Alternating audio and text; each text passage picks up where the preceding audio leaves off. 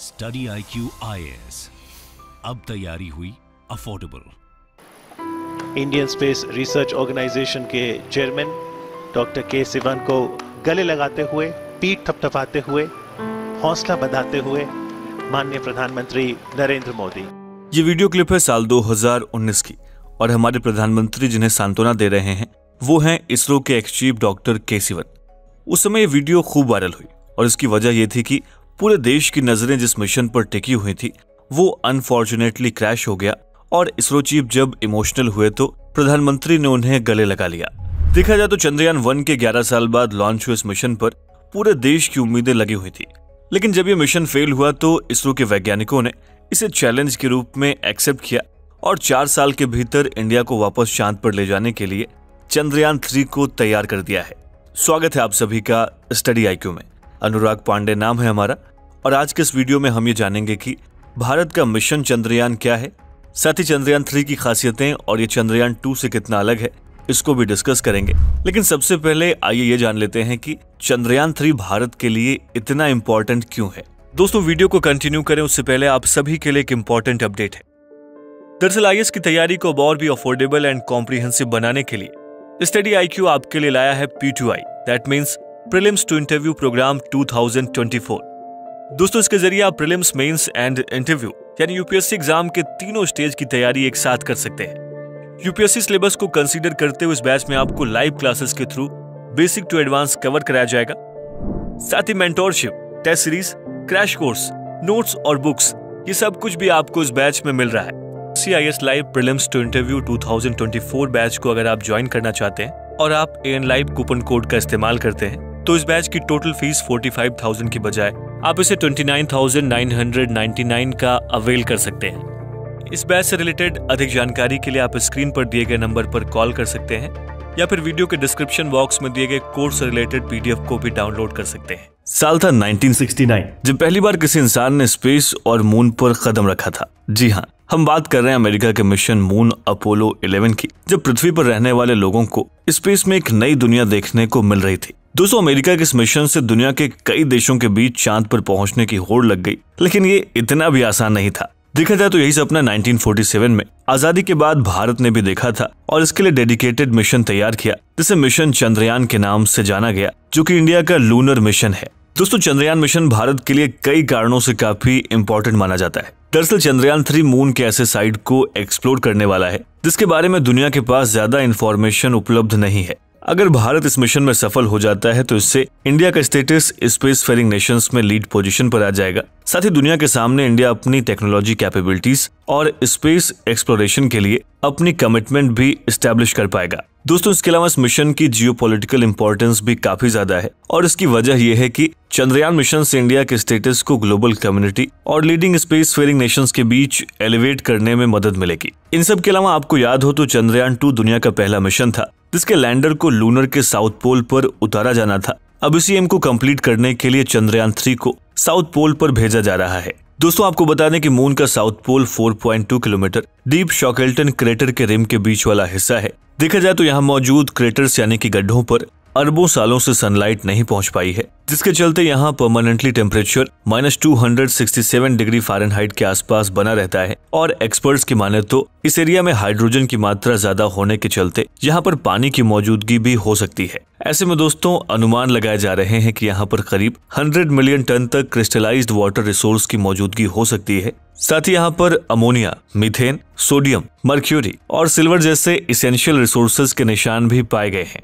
दोस्तों इस तरह से Chandrayaan 3 mission lunar south pole के एलिमेंटल और पोजिशनल एडवांटेज के लिए फ्यूचर में हेल्पफुल होगा, जो स्पेस एक्सप्लोरेशन के लिए काफी इंपॉर्टेंट है। और देखा जाए तो अमेरिका, जापान, चाइना, रशिया और यूरोपियन स्पेस एजेंसी भी लूनर साउथ पोल पर पहुंचने की होड़ में लगी हुई है। अगर बात चंद्रयान 3 के बजट की करें तो इसमें 610 करोड़ की कॉस्ट आई है, जो कि बाकी देशों के मून मिशन की कॉस्ट के मुकाबले काफी कम है। दरअसल इसरो शुरुआत से ही अपने सक्सेसफुल और किफायती मिशंस के लिए फेमस रहा है और आप इसे मिशन मंगलयान के एग्जाम्पल से समझ सकते हैं, जब भारत ने एक ही कोशिश और $73 मिलियन के बजट में मंगल पर पहुंचकर सारी दुनिया को हैरान कर दिया, जबकि मार्स प्लेनेट के थीम पर बनी फिल्म द मार्शियन का बजट करीब $108 मिलियन रहा था। दोस्तों चंद्रयान 3 के और पहलुओं को समझे, आइए उससे पहले समझ लेते हैं कि मिशन चंद्रयान क्या है। दोस्तों चंद्रयान इसरो का वो मिशन है जो मून के ऑब्जर्वेशन के लिए डेडिकेटेड है। साल 2008 में चंद्रयान 1 से इसकी शुरुआत की गई और मिशन चंद्रयान 1 की लॉन्चिंग 22 अक्टूबर साल 2008 में श्रीहरिकोटा के सतीश धवन स्पेस सेंटर से की गई थी। देखा जाए तो भारत ने पहली ही लॉन्चिंग में चांद पर सक्सेसफुली लैंडिंग की और यही वो मिशन बना जिसने पहली बार चांद पर पानी की खोज की। दोस्तों मिशन चंद्रयान के कुछ फेजेस हैं, जैसे फेज 1 जिसके अंदर चंद्रयान 1 को लॉन्च किया गया। इसमें चंद्रयान 1 के द्वारा छोड़े गए लूनर ऑर्बिटर की मदद से इसरो को मून के सरफेस की मैपिंग करने और कई तरह के एलिमेंट्स, मिनरल्स और बर्फ की खोज करने में मदद मिली। इस तरह से चंद्रयान 1 अपने मिशन में सफल रहा और भारत चांद पर पहुंचने वाला चौथा देश बन गया। हालांकि साल 2009 में इसरो से चंद्रयान 1 के कॉन्टैक्ट लॉस्ट होने की वजह से इससे संपर्क हमेशा के लिए टूट गया। दोस्तों बारी थी मिशन चंद्रयान के अगले फेज यानी कि चंद्रयान 2 की। 22 जुलाई साल 2019 में चंद्रयान 2 मिशन को श्रीहरिकोटा स्पेस सेंटर से एक ऑर्बिटर, एक लैंडर और एक रोवर के साथ लॉन्च किया गया और इस बार चांद की तरफ एक और कदम आगे बढ़ाते हुए इसरो चंद्रयान 2 को लूनर साउथ पोल पर लैंड करने वाला था। लेकिन अनफॉर्चुनेटली लैंडर विक्रम ने चांद पर पहुंचने के कुछ किलोमीटर पहले ही हेडक्वार्टर से कांटेक्ट खो दिया और लैंडर क्रैश हो गया। दोस्तों चंद्रयान 2 के लैंडर के क्रैश होने के साथ ही मून के साउथ पोल पर सबसे पहले पहुंचने की ख्वाहिश भी धराशायी हो गई। लेकिन इसरो ने उम्मीद नहीं हारी और वापस से इस मिशन को पूरा करने की तैयारी में जुट गया। दोस्तों मून पर अपने फेज 2 के मिशन को अचीव करने के लिए 4 साल के अंदर ही चंद्रयान 3 तैयार कर लिया गया है और मिशन चंद्रयान के फेज 2 में मून के अनछुए पहलू साउथ पोल पर पहुंचना और चांद के एटमॉस्फेयर की रिसर्च करना शामिल है। दोस्तों बहुत जल्द ही जुलाई महीने में चंद्रयान 3 लॉन्च होने वाला है, जिसकी शुरुआत भारत और जापान ने मिलकर साल 2021 में की थी और इस मिशन को लूनर पोलर एक्सप्लोरेशन मिशन नाम दिया गया है। साथ ही से चंद्रयान 4 के नाम से भी जाना जा रहा है। दोस्तों आइए भी जानते हैं कि चंद्रयान 2 की कमी को पूरा करने वाले चंद्रयान 3 को किस तरह से डिजाइन किया गया है और ये कैसे काम करेगा। दोस्तों चंद्रयान 3 चंद्रयान 2 का ही फॉलो अप मिशन है। देखा जाए तो इसमें एक लैंडर और एक रोवर कॉन्फ़िगरेशन होगा और चंद्रयान 3 मिशन को श्रीहरिकोटा के सतीश धवन स्पेस सेंटर से geosynchronous satellite launch vehicle MK3 से लॉन्च किया जाएगा। आपको बता दें कि MK3 3 स्टेज वाला लॉन्च व्हीकल है जिसे देश में ही बनाया गया है। इसके अलावा चंद्रयान 3 मिशन ने अपने सभी तरह के टेस्टिंग को सक्सेसफुली कंप्लीट कर लिया है और चंद्रयान 3 मिशन के जरिए लैंडर को मून के डार्क साइड यानी साउथ पोल पर उतारा जाएगा, जिसका टोटल मास 3900 किलोग्राम है। आपको यह भी बता दें कि चंद्रयान 3 की थीम है साइंस ऑफ द मून, यानी से मून के डिफरेंट साइंटिफिक पर्सपेक्टिव को समझने के लिए डेवलप किया गया है। और 15 जून 2023 को इसरो के चेयरमैन एस सोमनाथ ने चंद्रयान 3 के लॉन्च से पहले बताया कि इसके सारे पार्ट श्रीहरिकोटा में असेंबल किए जाएंगे।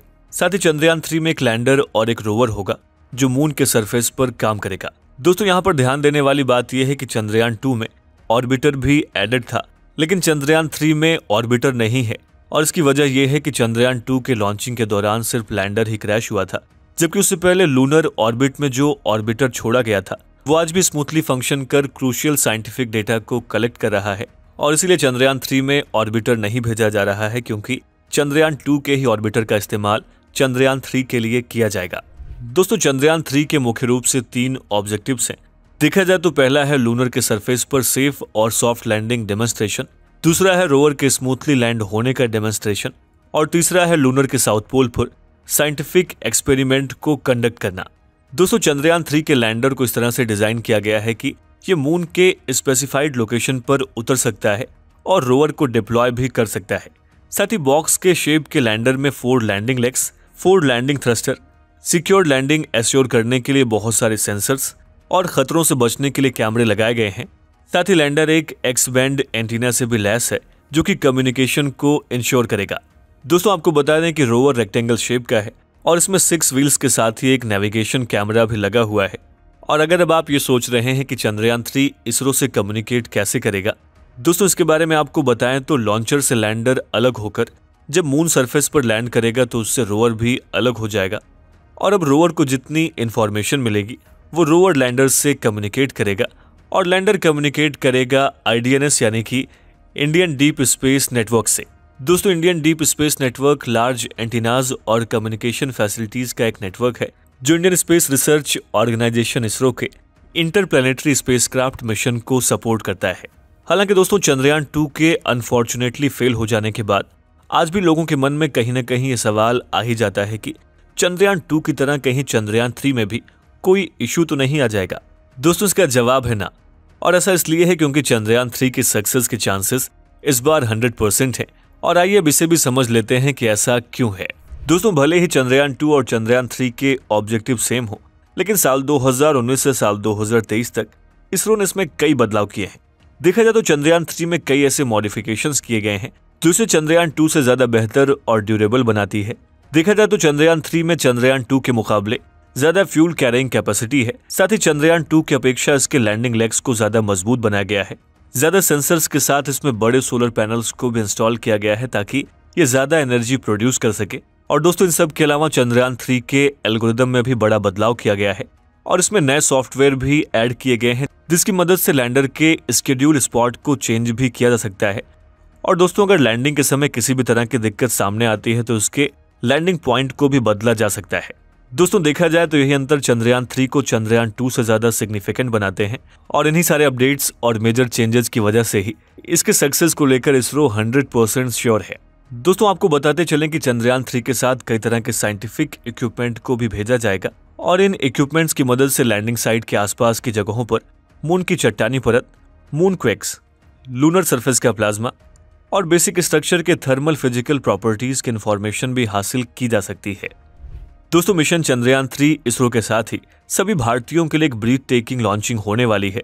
देखा जाए तो आने वाले फ्यूचर में इसरो ऐसे ही 2 और बड़े मिशन को लॉन्च करने वाला है जिसमें मिशन गगनयान और आदित्य L1 जैसे मिशन शामिल हैं। भारत मिशन गगनयान के जरिए साल 2024 तक पहली बार इंसानों को अंतरिक्ष में भेजने की तैयारी कर रहा है। वहीं दोस्तों आदित्य L1 इंडिया का फर्स्ट मिशन है जो सन को ऑब्जर्व करने के लिए डेडिकेटेड है। साथ ही चंद्रयान 3 के बाद चंद्रयान 4 और चंद्रयान 5 मिशंस पर भी काम जारी है। दोस्तों देखा जाए तो आज भारत लगातार स्पेस की लिमिट्स को क्रॉस करने की कोशिश में लगा हुआ है और ये संभव हो रहा है पिछले कुछ सालों में स्पेस सेक्टर के लगातार बढ़ते बजट से। आप देख सकते हैं कि साल 2014 में भारत का जहां स्पेस बजट 6000 करोड़ था, वहीं अब इसे साल 2023-24 के बजट में 12,544 करोड़ कर दिया गया है। साथ ही भारत इंडियन स्पेस सेक्टर को लगातार कॉस्ट इफेक्टिवनेस, सेल्फ रिलायंस और इंटरनेशनल कोलैबोरेशंस पर भी फोकस बनाए हुए है। ऐसे में दोस्तों भारत वर्ल्ड की ग्रोइंग फास्टेस्ट इकोनॉमी बनने के साथ साथ स्पेस के सेक्टर में भी दुनिया की टॉप स्पेस एजेंसीज में से एक बन गई है। और आपको ये जानकर हैरानी होगी कि आज भारत स्पेस एक्सप्लोरेशन में चाइना जैसी कंट्री को डायरेक्ट कंपटीशन दे रहा है। और अब देखने वाली बात यह है कि आने वाले सालों में इसरो और कौन कौन से माइलस्टोन्स हासिल करता है। दोस्तों चंद्रयान 3 पर आपकी राय क्या है, हमें इस वीडियो के कमेंट बॉक्स में जरूर लिखें। स्टडी IQ IAS, अब तैयारी हुई अफोर्डेबल।